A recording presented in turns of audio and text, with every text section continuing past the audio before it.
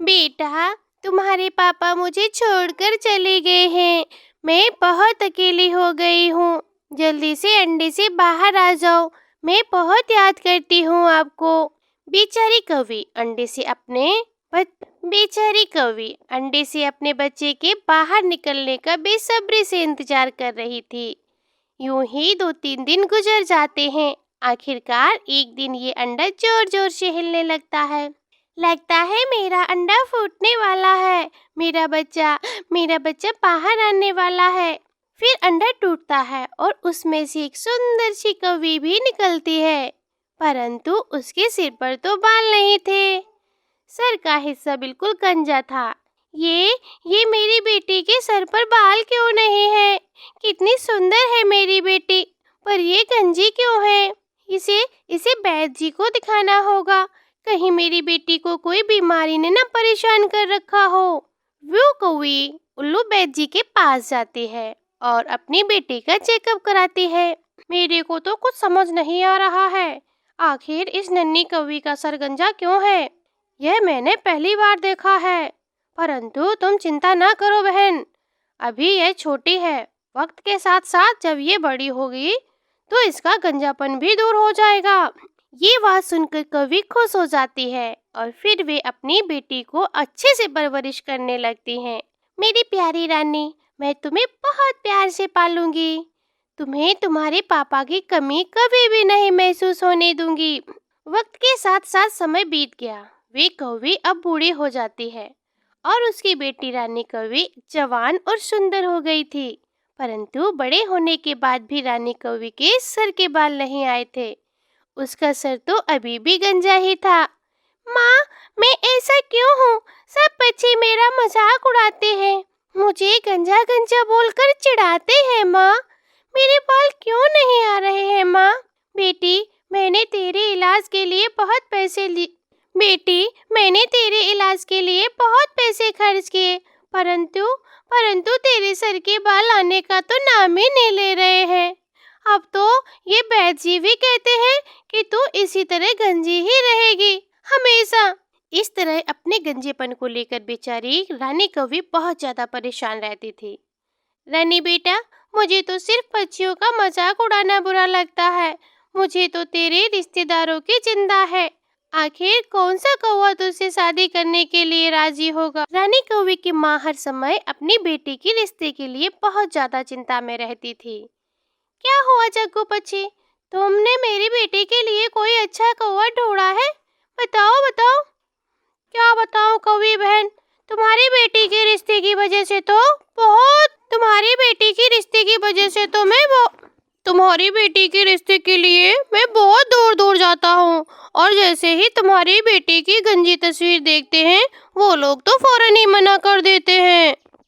पता है, सभी कौवों को सुंदर ही कौवियाँ चाहिए। ऐसे ऐसे कौन मना कर देता है? मेरी बेटी के लिए कोई ऐसा थोड़े ना है। मेरी बेटी में कोई कमी तो नहीं है, बस सर पे बाल ही तो नहीं है।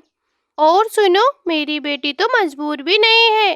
बस तुम देख लो, तुम पूरी अपनी कोशिश करो प्लीज। मेरी बेटी के लिए जल्दी से जल्दी अच्छा रिश्ता मिल जाएगा।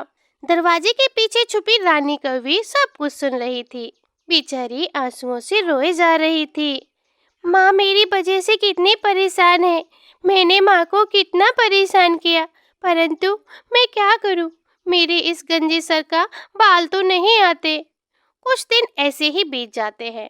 एक रोज रानी कौवी को देखने रिश्ते वाले आ रहे थे। अरे रानी बेटा, ज्यादा बातें ना करना। पुराने जमाने की सासों को ज्यादा बातें करने वाली कौवियाँ अच्छी नहीं लगती। तुम बस खामोश रहना, सारी बातें तो मैं ही करूँगी। माँ, मुझे ये सब क्यों कह रही हो? मैं जानती हूँ कि क्या होने वाला है।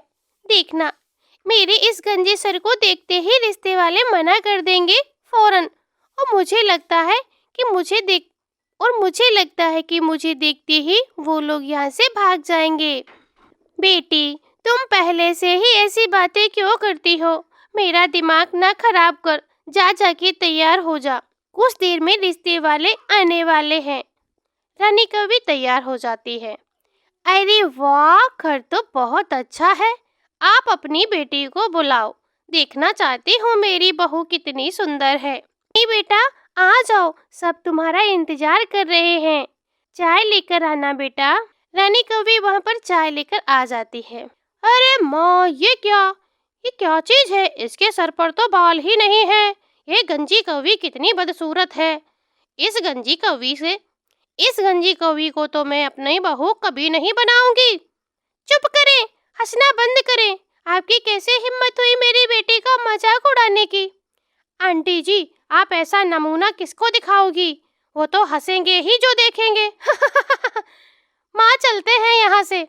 इस गंजी कौवी से भला कोई क्यों शादी करेगा? रिश्ते वाले रानी कौवी का मजाक उड़ाकर चले जाते हैं। बेचारी रानी कौवी बहुत रो रही थी, मानो उसका तो दिल ही टूट गया हो।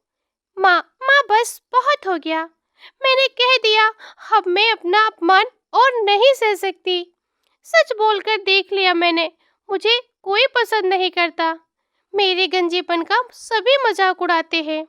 अब मैं छूट से ही काम लूंगी। देखो अब मैं क्या करती हूँ। बेटा, ये क्या बोल रही है? तू क्या करने वाली है? माँ, मुझे बहुत बढ़िया उपाय मिला है। मैं अपने इस गंजेपन को छुपा लूंगी। हम रिश्ते वालों को नहीं बताएंगे कि मैं गंजी हूँ। रानी कौवी की माँ को कुछ समझ नहीं आ रहा था कि आखिरकार रानी कौवी क्या करने वाली है। रानी कौवी अपने गंजे सर को छिपाने के लिए लंबे बालों वाली पिक पहन लेती है। अब तो रानी कौवी और भी ज्यादा सुंदर लग रही थी। हाय रे, ये लंबे लंबे बाल तुझ पर कितने सुंदर लग रहे मेरी बेटी। काश ये तेरे अपने बाल होते। माँ, मेरे लिए रिश्ता ढूंढना शुरू करो। अब मैं हमेशा इन्हीं बालों को ही लगा कर रखूंगी। सच बताने से मेरा रिश्ता कभी नहीं होगा। झूठ बोलूंगी तभी ही मेरी शादी होगी। पर बेटी, ये तो धोखा है ना। अगर शादी के बाद तेरे पति ने तुझे गंजा देख लिया तो तुझे छोड़ भी सकता है। कुछ नहीं होगा माँ, मैं अपने पति को कभी पता ही नहीं लगने दूंगी कि मैं गंजी हूँ।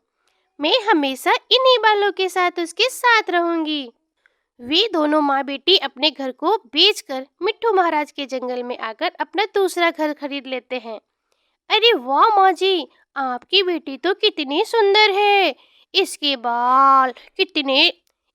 बाल कितने लंबे और घने हैं।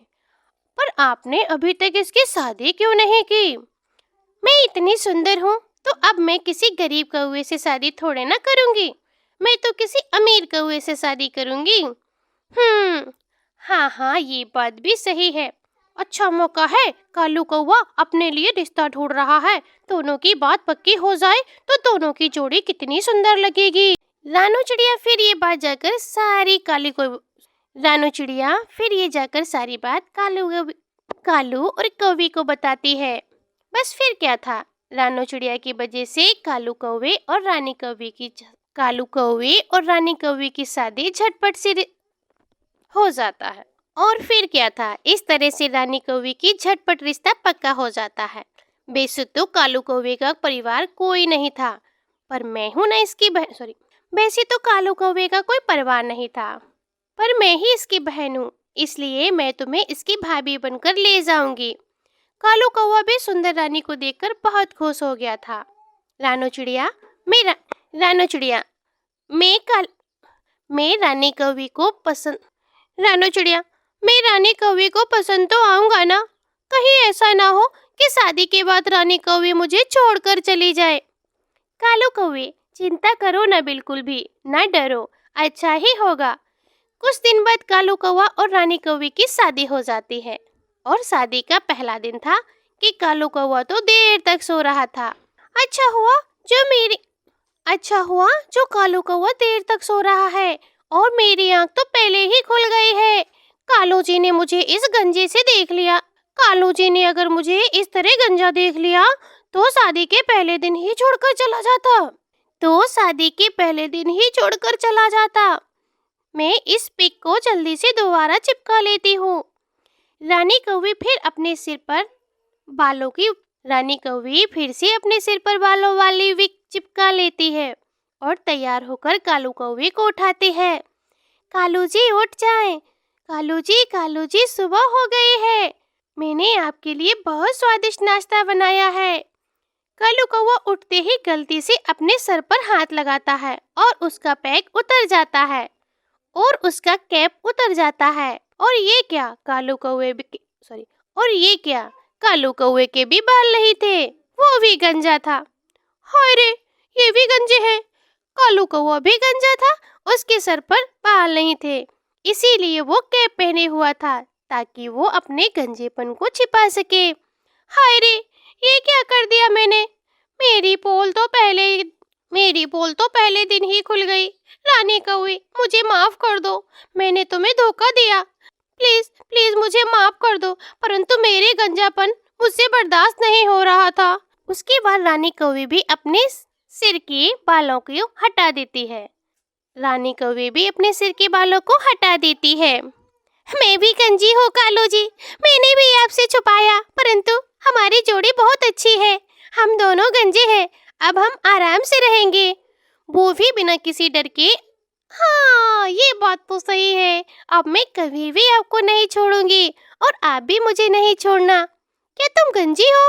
अरे वाह, क्या जोड़ी है हमारी बस। फिर कालू कौवा और रानी कौवी खुशी खुशी से एक साथ अच्छा जीवन बिताने लगते हैं। प्यारे दोस्तों, आपको ये कहानी कैसी लगी? अगर आपको ये कहानी अच्छी लगी हो तो प्लीज़ कमेंट में अपनी राय ज़रूर लिखें। और हाँ, चैनल पर नए हैं तो चैनल को सब्सक्राइब करना बिल्कुल भी ना भूलें। आपका धन्यवाद।